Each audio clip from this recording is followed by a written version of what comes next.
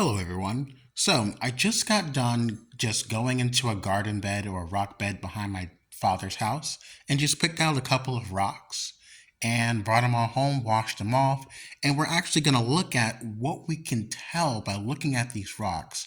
We're going to do a deep dive into how to look at rocks and by understanding a basic geology, how to identify the things that you can find in some of the rocks by just collecting in a garden. So here's one of the rocks that we've picked up. This rock has these small holes in them, and these are likely due to the small calcite beads called UITS. This is likely oolitic chert or oolitic limestone. And so by just looking at our understanding of how UITS form, UITS are basically these small calcium carbonate based material within carbonate rocks, and they're actually formed by the wave action, by waves going in and out.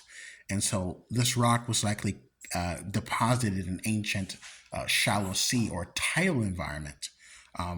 We don't know exactly where these rocks come from or even how old they are, but by just determining or by just looking at the individual grains within this rock, we can determine what the likely geological environment was when this rock used to be part of an ancient ecosystem or ancient environment. So we've got that rock here, and then this rock, you can see it has these individual material in them, and then that right there, that little small circle, that is actually the cross section of a crinoid. So this is likely crinoidal limestone or crinoidal chert. That's a little crinoid ossicle right there. And crinoids are echinoderms. Again, I have no idea how old these are, but these were likely deposited in an ancient shallow sea.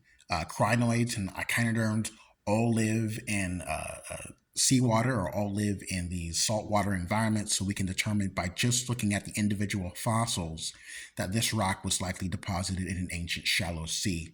How many millions of years ago? I have no idea. These rocks came from a variety of different types of places. And so this rock here, this is a really neat rock.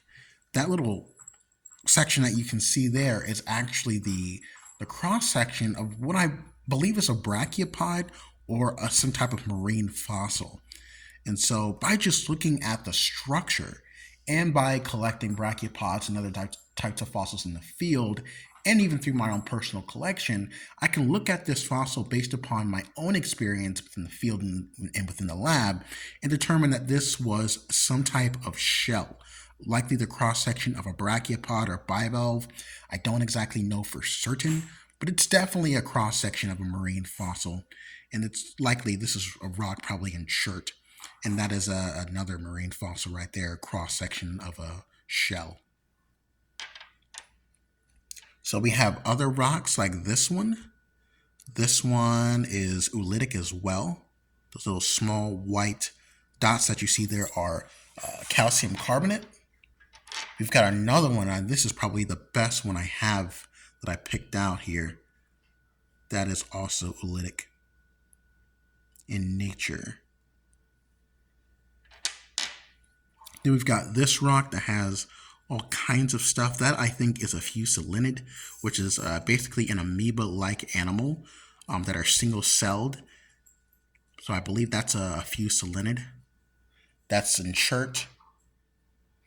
And then we've got this rock. I picked out this rock specifically because it doesn't have any fossils in it, but it has the mineral agate, which is a microcrystalline quartz. In fact, this whole rock is composed of microcrystalline quartz. Chert, but it also has these small bands in it, agate bands. And you can see there may be some pockets of druzy quartz in there. So that's really cool. And then our last rock is this.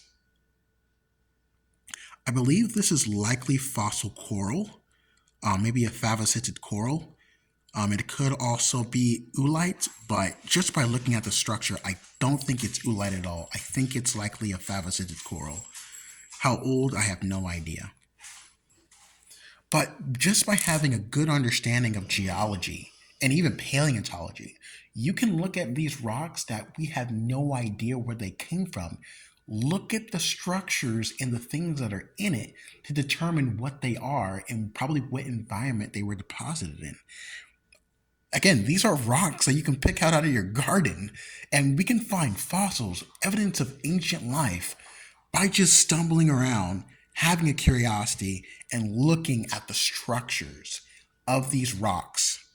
So I just wanted to give you that lesson that we can learn so much about the past just by stumbling around your garden and picking up rocks. This is Paleo 101, and I will see you guys later with another video.